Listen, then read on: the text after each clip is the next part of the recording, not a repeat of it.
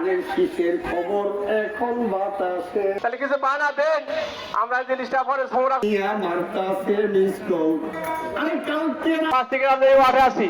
তা আমরা এই জন্য ডাকছি যে আমরা মা এবং বোনেরা আসসালাম। যে আমরা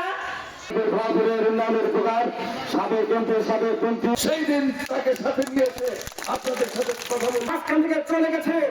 আজকে এই আমি তারিক হোসেন তারিখকে স্মরণ করে নেওয়ার জন্য সদরে অনুরোধ করছি।